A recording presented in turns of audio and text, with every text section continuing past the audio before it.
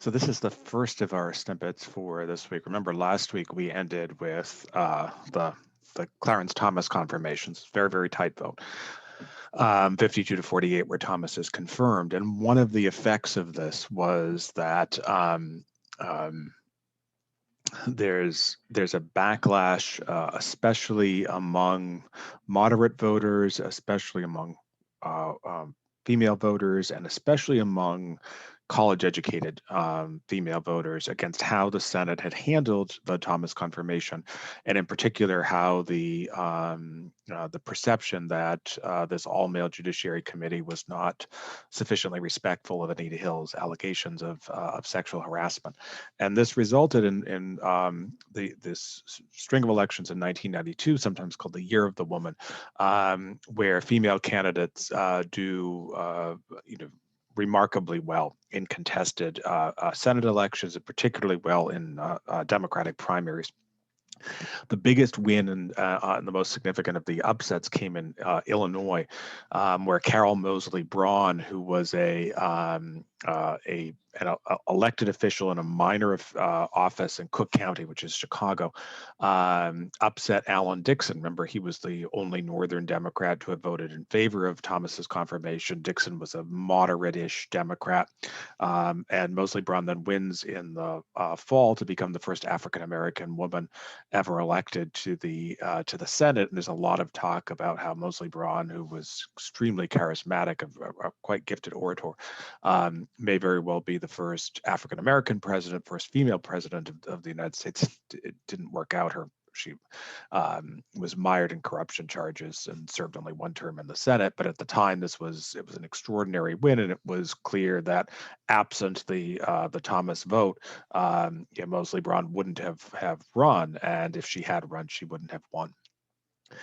There are 5 women who were elected to the Senate in 1992. This is the most that had ever been elected in a single election year to the Senate. Those who were elected in 92 were all Democrats. Patty Murray from Washington State, she's still in the Senate. She defeats a male ex-Democratic congressman and then a male Republican congressman in the general election. Barbara Mikulski from Maryland, who was reelected to a second term. Moseley Braun, and then Dianne Feinstein and Barbara Boxer. Boxer in her primary defeated a male congressman and the state's male lieutenant governor. There were two elections for the Senate that year in California because there was a vacancy, and so the 5 of them come in. They emphasize a wide variety of issues, but the sense is that gender is on the table in legislative matters in the aftermath of this. And this coincides with an increased, somewhat accidentally coincides with an increased attention to abortion in American politics and American constitutional law. This is a chart of Gallup polls with regards to just how Americans view abortion, and it's sort of interesting because these two questions are somewhat different. So the first question, the question that I have here at the top, basically is giving respondents 3 choices. So they're asked, do you always oppose abortion? Do you always think that abortion should be legal? Or do you have some sort of an equivocal attitude? And you can see basically since Roe, just about every year, a majority of Americans have said that they believe that abortion should be legal, but only under certain circumstances.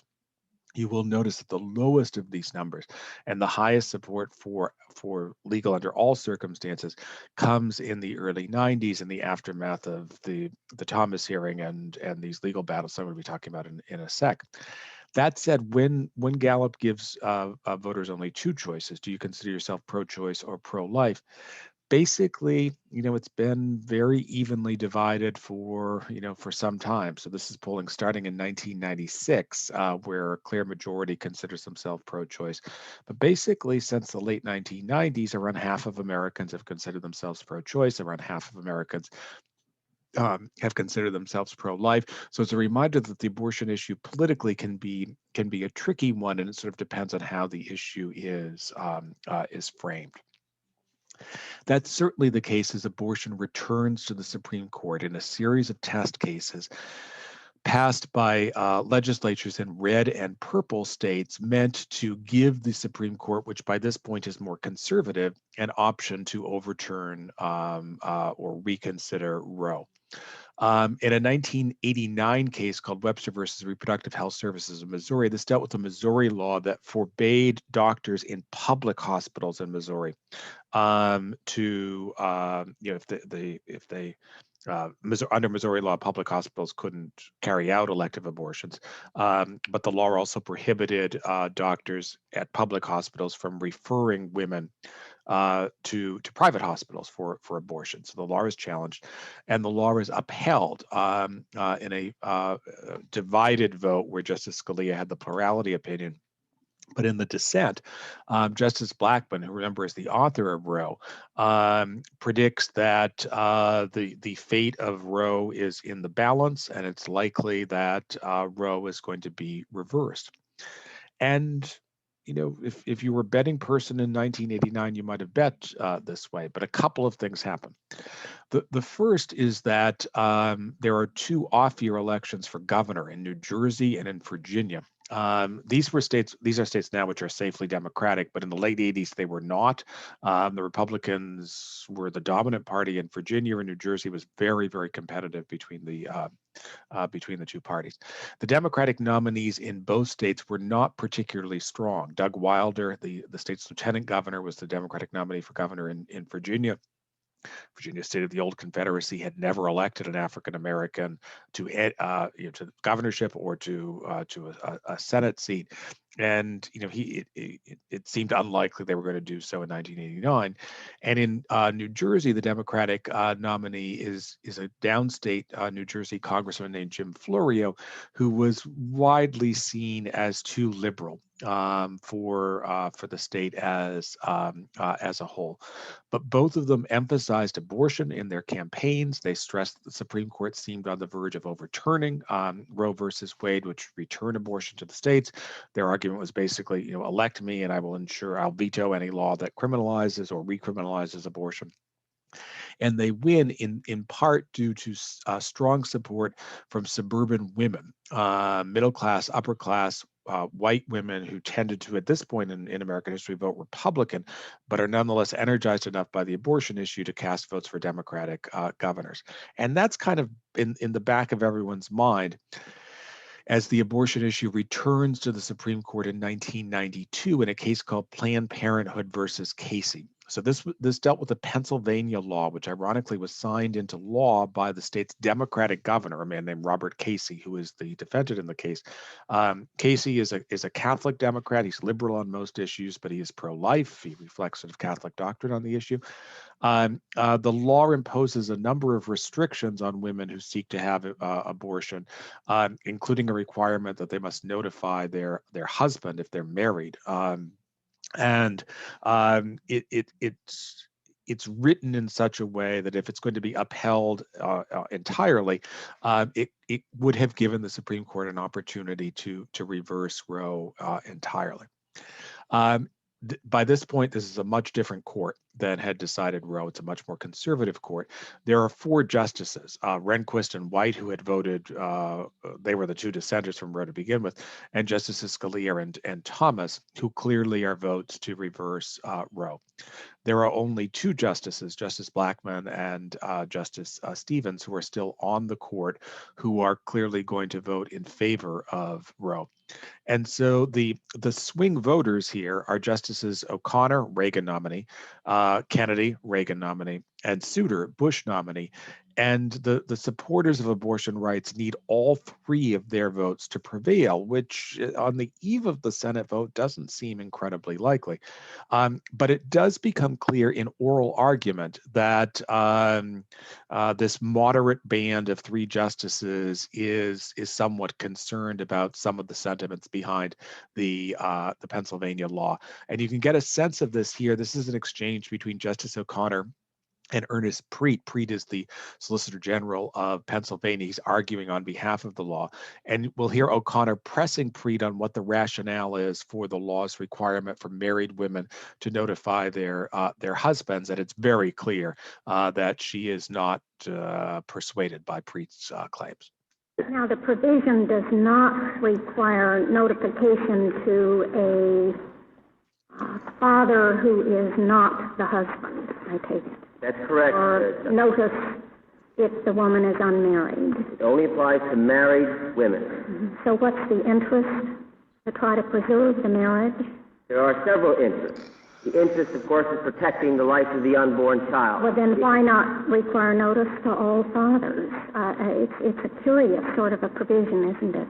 It is that, but the legislature has made the judgment that it wanted its statute to apply in this specific instance because it wanted to further the integrity of marriage. Would you say that the state could similarly require a woman to notify anyone with whom she had intercourse that she planned to use some means of birth control after the intercourse that operates, let's say, as an abortifacient? Well, Could the state do that? I mean, it would be the same state interest, I suppose. So we're talking about the provision for notification, in this case, under the statute to the husband. And I'm just asking whether a different type of state regulation would have to be upheld under your standard. Well, if the state had posited its interest as protecting the life of the unborn, then utilizing the rational basis standard that I would submit, that it could legitimately require that kind of notification to all people. So this is not a winning argument to be making. So O'Connor is asking the skeptical question. The idea that you could have under Griswold, much less under Roe, say it's constitutional for a law that says a woman who's using birth control has to notify the person she's having sex with that she's using birth control. This is a very extreme argument that Pennsylvania seems to be making, and it repels the swing justices. And the result is a very rare event, a three-person jointly authored majority opinion called Planned Parenthood versus Casey, which opens with this famous line: "Liberty finds no refuge in a jurisprudence of doubt."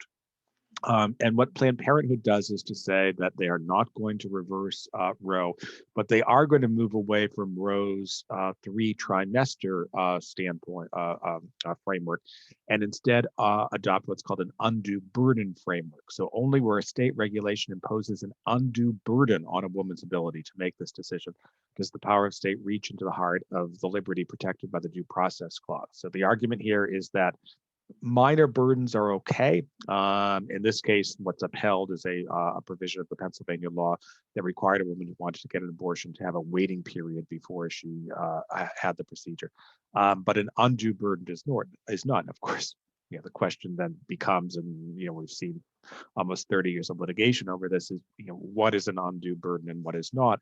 But the surprise here is that Roe is upheld at all, and this triggers a ferocious dissent from Justice Scalia, where he basically accuses the majority of adopting the approach of Justice Taney in Dred Scott, of warping the Constitution to advance a political position with which the majority agreed, and trying to take the issue out of the realm of public opinion. I don't think many people would compare Planned Parenthood versus Casey to Dred Scott, but there's an aspect of Scalia's dissent which is undeniable, which is that this framework that the majority is offering in Planned Parenthood is not a particularly clear framework. One other issue with regards to sort of the growing role of gender politics in legal issues. After he's elected in 1992, Bill Clinton indicates that he's going to appoint a woman to one of the top 4 cabinet offices: Attorney General, Secretary of State, Secretary of Defense, or Secretary of Treasury. He quickly names a man to the latter 3, which means it's going to be a woman as Attorney General. This proves harder than he had anticipated. His first 2 choices are forced to stand down because they had issues where they had hired nannies, but not withheld the relevant Social Security tax, and so they got attacked on that. And so ultimately, Clinton appointed Janet Reno, who was the district attorney of Miami-Dade County. This in retrospect was perhaps not Clinton's best appointment, as we'll be seeing a little in a future snippet. The Clinton-Reno relationship was not a close one, but Reno becomes the first woman to serve as Attorney General, and Clinton makes clear that he also wants to bring more gender diversity to the Supreme Court. So his first Supreme Court nominee is Ruth Bader Ginsburg. And his second nominee, and ultimately his final nominee, will be Stephen Breyer. Breyer was actually the runner-up for the Ginsburg position. And one other thing about Clinton is that Clinton is a strong supporter of, dealing with the aftermath of the Thomas Hill hearings to beef up federal sexual harassment law. As we'll see, this turns out to be a political problem for Clinton in the Lewinsky scandal. But the effort here is to position the Democratic Party. If you think about the reading we had for this week in the Greenhouse and Siegel piece, the Democratic Party is seen as more responsive to the political concerns of women, at least with regards to sexual harassment and abortion questions. So that's our first snippet for this week.